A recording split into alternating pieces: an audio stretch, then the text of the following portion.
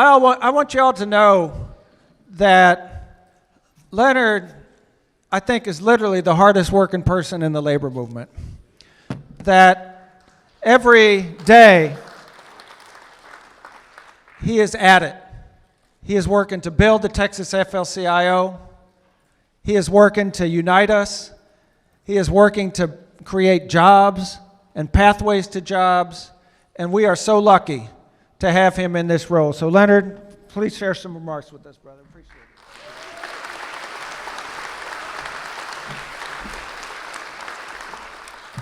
it. I'm a little bit shorter. Just really quick, Mr. President, it's an honor to share the space with you. It is a privilege to be here and be able to work over the past 2.5 years now that I've been here, and I just want to say thank you for allowing me to be part of that. And then also, I think it's safe to say that we, the Texas labor movement, that we are in a better space and we are in a better position to break ground and get in spaces that we have never been able to do. And we're going to continue that work. And thank you very much again for leading that charge. Thank you, sir.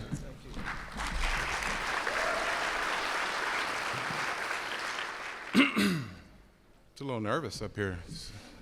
It's good to see you guys. How is everybody doing this morning?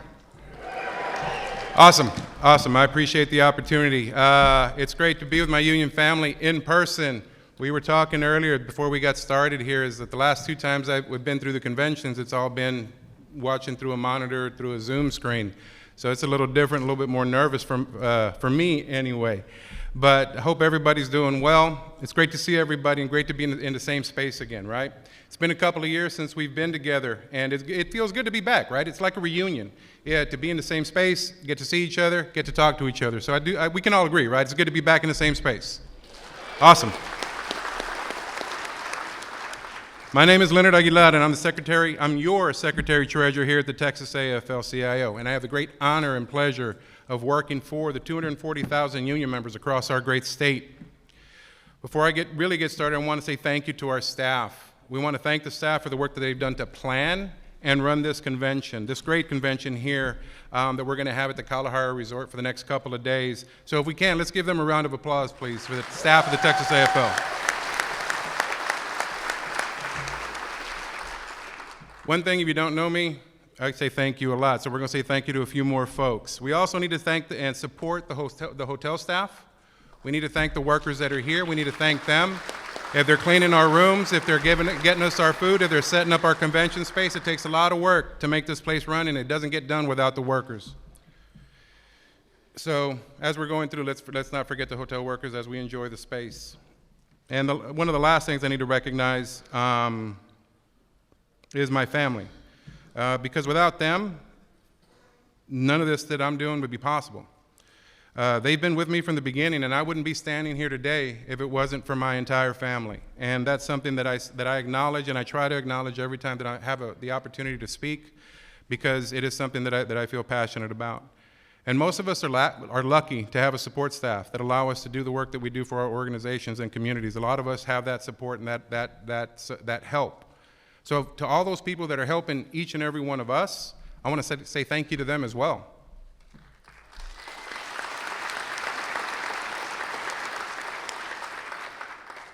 I know many of you in the room, but there's a lot of you that I don't know. So I want to go through and tell you how I came about to be in this space at the Texas AFL-CIO. I started out as a plumber's apprentice in San Antonio, Texas, not knowing what it meant to be union. It was a lifetime ago. I was just in need of a job. I didn't know what was going on. I was just at that point in my life. I tried going to college. I tried different things. Found out that I just needed to get a job. A friend of mine, actually my best friend from back in high school, told me, hey, why don't you go try Plumbers and Pipefitters Local 142 in San Antonio. So that was my first introduction to the union world. That was my home local in San Antonio, Texas. As I started my apprenticeship, I thought that one little local in San Antonio was the union. I had no idea. Fast forward 15 years and to be in this room, it's amazing. It wasn't a smooth process going through that apprenticeship. We all go through our issues with our companies or with our trades of going through the process. But it was something that I grew to love, and it's something that I fought for.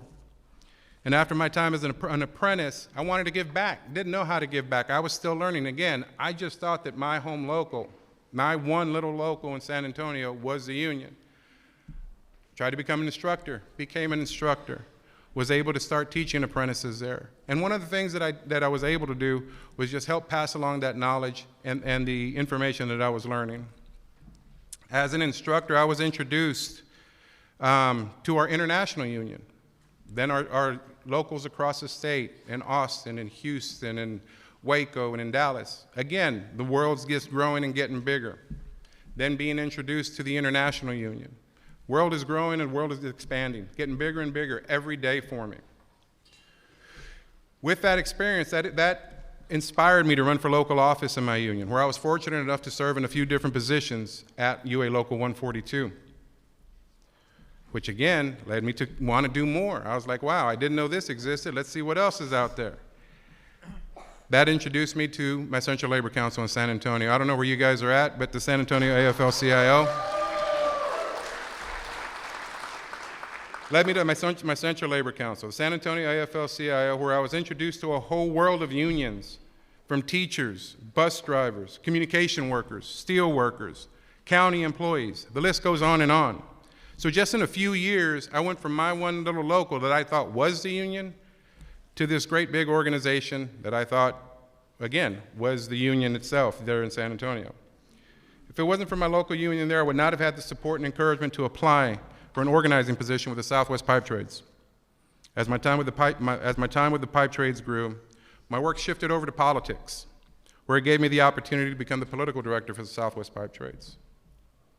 And after my run with the pipe trades, an opportunity came up because of a gentleman, Michael Cunningham, who said I should try, there's going to be an opening for the Texas State Building Trades. And he asked me if I would be considered to run. And again, the world is just growing for me. I was fortunate enough to become elected. And come to find out, as I was elected to the Texas State Building Trades, I was the first person of color, this was told to me by the National Building Trades Office, I was the first person of color to lead a state building trades council in the country.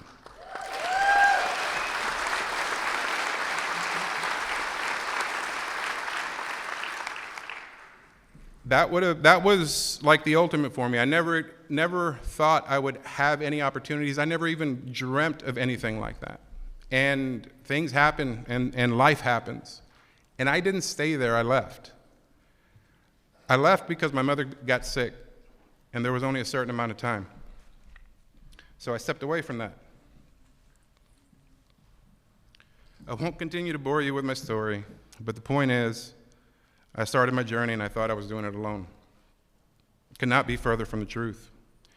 Each of us individually are strong, but when we come together, we become powerful, so powerful.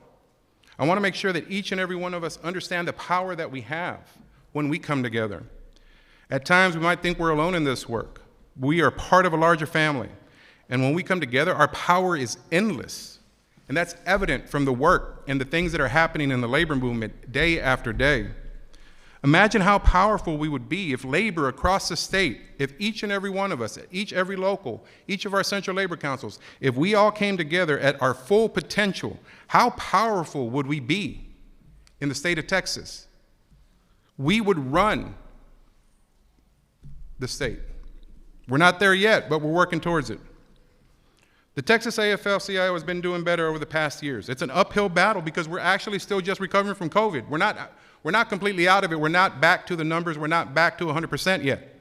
Some of us never stopped working, and some of us had to stop working, but we're still trying to recover. So our numbers over the past years have fluctuated, just like each and every one of your organizations have. And so here's a quick review over the past 4 years or 3 years. In 2020, our 12-month average of members was 243,217. In 2021, we started declining, 240,444. In 2022, 237,026 members. Now in 2023, we're starting to come back. We climbed up a little bit to 238,305 members.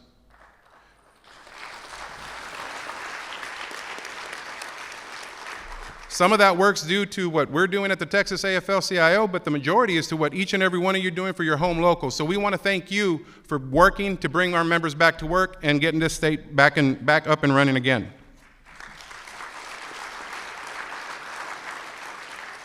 One of the things when I came on is I started out as an organizer, like I said a few minutes ago. And I came to Rick and I talked to him about the opportunity to start organizing internally. And we started this internal Organize the Organized campaign. It's just something where I went through our list, got with Emily in our office, Emily Spate, and we were figuring out who we have and who we don't have. And we were going to start calling people. And we were going to start introducing ourselves to people. And what we did roughly 2 years ago is we started contacting affiliated unions and non-affiliated unions about talking and joining at full strength and or new affiliation with the Texas AFL-CIO. And those were difficult conversations like Rick was talking about. We have to have those conversations. We have those affiliated unions that are doing max. They're doing everything that they can. Then we have some that aren't, and then as we go down the line, and then we have those non-affiliated unions. There's no reason that we should not all be part of the labor movement and all part of the Texas AFL-CIO and our local central labor bodies as well. We have a total, in that work that we have done, we have been able to bring in 16 new and re-affiliated unions to the ranks of the Texas AFL-CIO in that 2-year span. Roughly, we've been able to bring in, or the numbers have shown that we have had 9,000 extra members due to that work and due to that Organize the Organized campaign that we are working on. 9,000? That doesn't deserve anything? That's 9,000 members. 9,000 new and re-affiliated members into the ranks. Those are folks that we are communicating with. Those are folks that we are talking to for the first time ever. We are letting them know the work that we're doing. We are letting them know how we can help each other and how we can continue the work and build the work. The way we're able to increase the numbers is with the re-affiliation and new affiliation of members, like I said. And we're going to continue to do that work. We're going to do our best to visit each and every one of you back in the district, because that's where we're going to get our ideas of how we're going to do this work. That's where we're going to get our ideas, talking to you and to your members back home. That's something that we believe in and something we've actually already started doing. We've been out to Beaumont, we've been out to El Paso, up in Waco, and we're going to continue making the rounds. So if you think that's a good idea to keep trying that and to keep building together, are you guys with us on trying to get that done, or to keep building together?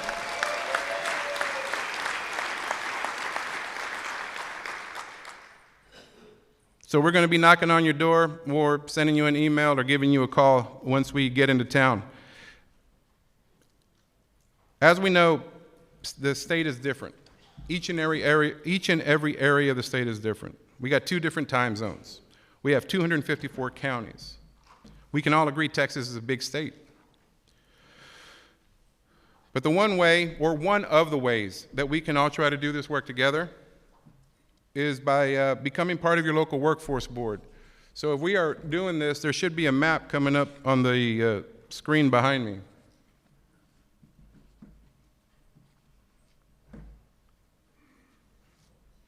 Is it there yet?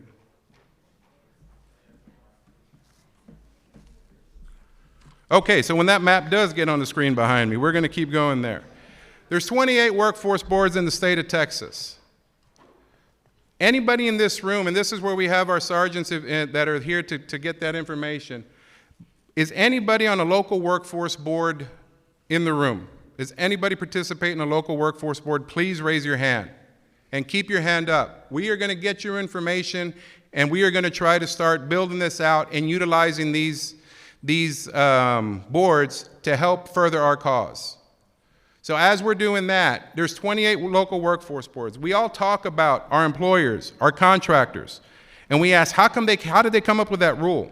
Or why did that company or training program receive that help? Well, it's because of these local workforce boards. This is how labor can begin to be part of the conversation if you don't already do so.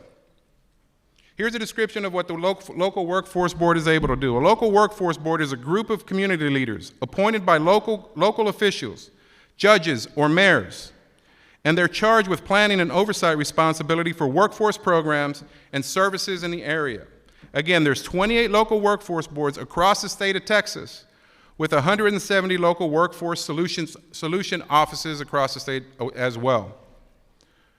The majority of each board is represented. There's a map up there to give you an idea of what we're talking about. Thank you, guys. The majority of each board is represented by members of the local business community. Again, local business and industry, economic development agencies, community-based organizations, education organizations, public assistance agencies, and organized labor. There are tables out there that have seats for us, and we should be filling those seats. Organized labor can be sitting in every one of these boards across the state of Texas. We need to start working on how we use these positions across the state to keep building together. As you have seen on the news, Texas and the country is organizing. We're organizing at levels that we haven't seen in decades. Nurses, tech workers, restaurant workers, the list goes on and on. And this is why we need to work together now more than ever. Because the one thing we have in common across this room, it doesn't matter where you come from, the one thing we have in common across this room is our labor. It doesn't matter what union you're a part of. It doesn't matter what city you live in. Every morning, each and every one of us get up to go to work to provide for ourselves and our families. And if we have this opportunity, every Texas worker should have the same opportunity and same chance to be part of a union. Don't you agree?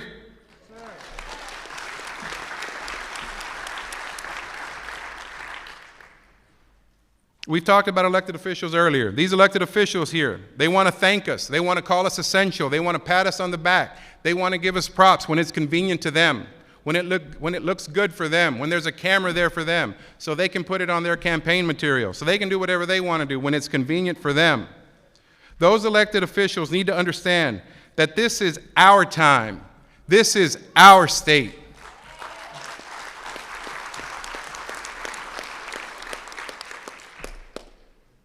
Because there's a few things we're going to go through right now of what happens. Because without us, goods and packages will not be delivered in this state. Because without us, hotels in this state will not be cleaned. Because without us, shelves in our stores will not be stocked. Because without us, our students will not be taught. Because without us, our state will not be built. We can go on, but the ultimate thing is, without us, they can't get it done. And it's time for them to realize that.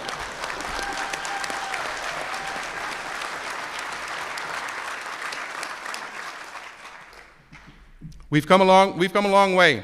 We've come a long way.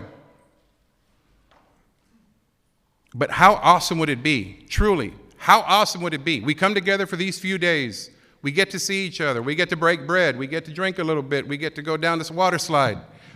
Have some fun. Some of us down the water slide. It'd be hard getting back up. But how awesome would it be? We take the connections that we get from our new folks that came in this morning, and we start meeting each other, and we start connecting, and we figure out how we can get this done. How awesome would it be if we traveled this road together moving forward at 100%? How awesome would that be?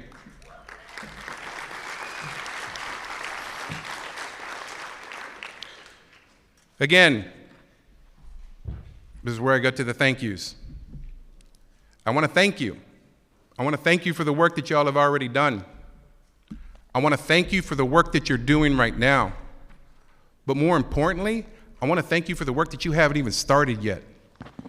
Because without you, we can't get the job done. So again, my name's Leonard Aguilar. I want to thank you for your time, and let's keep building together.